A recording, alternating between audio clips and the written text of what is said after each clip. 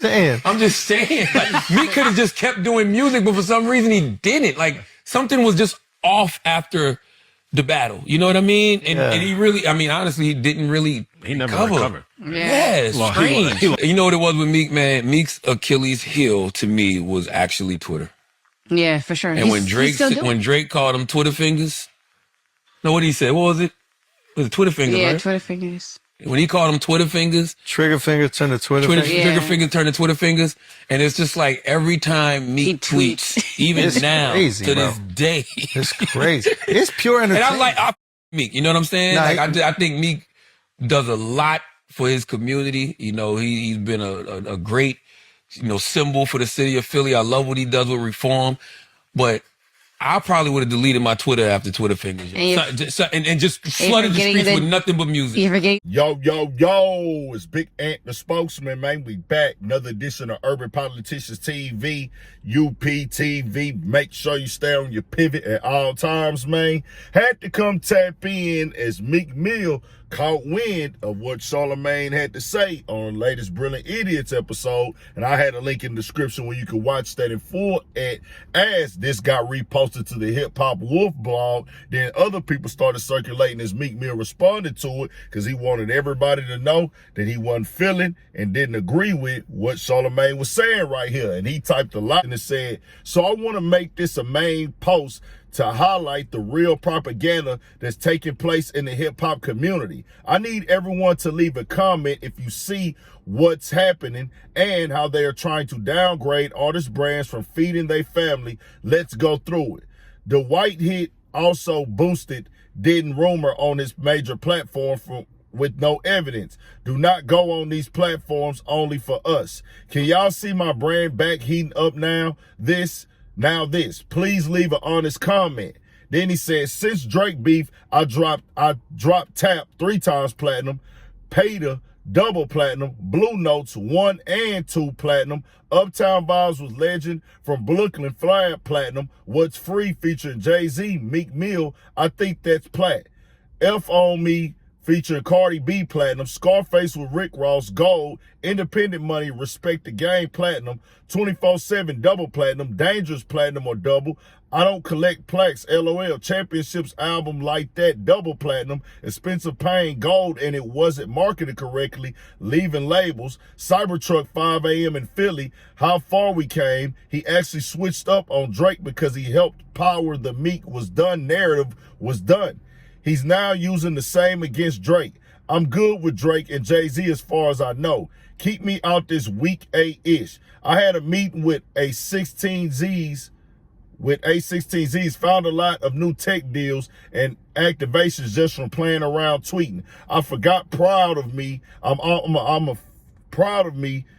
a feature almost platinum, 1942 flows platinum, whatever you need platinum, Chris Brown, check platinum, championships in the platinum, we ball, etc. What the F is he talking about? We got to keep a close eye on this cat. I feel like he's in the closet gay man. He's an in the closet gay man that hates successful black men unless he's doing business with them, but I could be wrong. Oh, and I'm helping pop like 10 artists off on the East. No cash game for charity.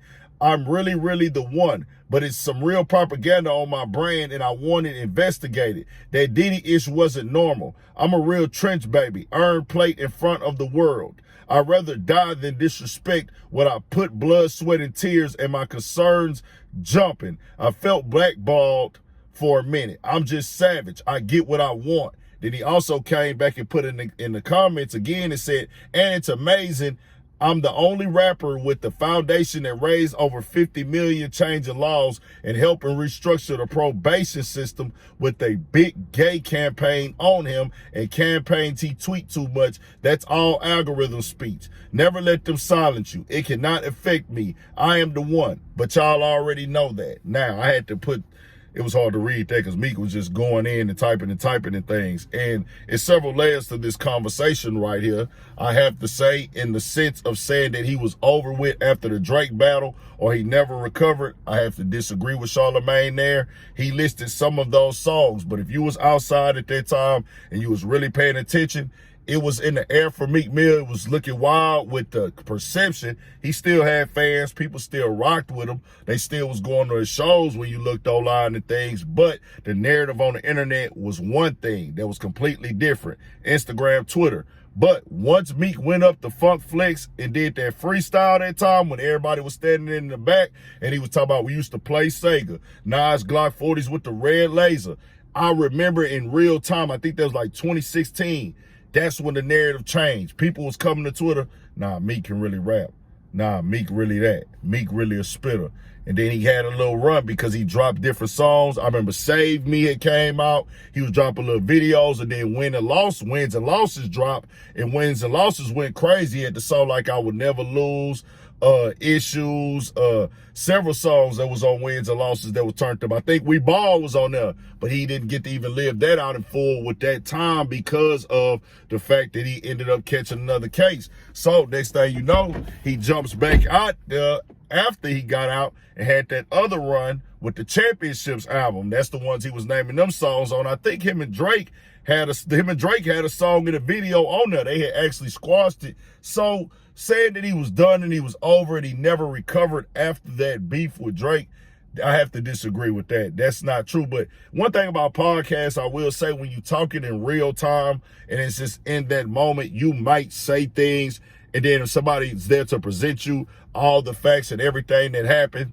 you'll be able to like fix it. Okay, you're right. I remember that. But if don't nobody say that, and I didn't listen to the full context of it, but I must say he was not over after that. He put out a lot of music after that beef that went crazy. The streets was rocking with it, had hits out of it that, like he said, they went platinum as well. Now, as of late, Meek Mill hasn't been really dropping music crazy. He's dropped a couple of EPs and snippets, but you got to put the marketing behind him, which he's not really doing that anymore since he's not on the label no more and things. He's not going out here saying, I'm finna work the tapes, I'm gonna tour off the tapes and investing money into them to market them and promote them. It's like he's just dropping them and letting them do whatever it is they do and just leaving it at that. But I will say there is the narrative online where it just takes somebody to press that button and push that narrative. And once so many people do it, it can stay there. And then they'll find anything to make it stay there even more. And if you feed into it and you don't feed into it in the right way in the internet context, because this is the internet, I don't make the rules here.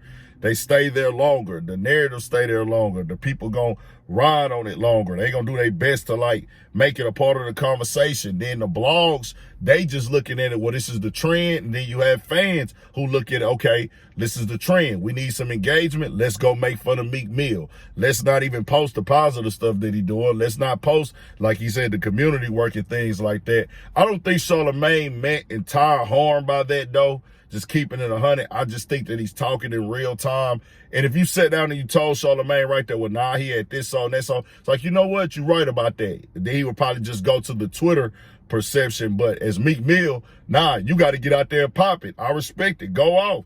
Remind them boys of what you done did. Give him your resume.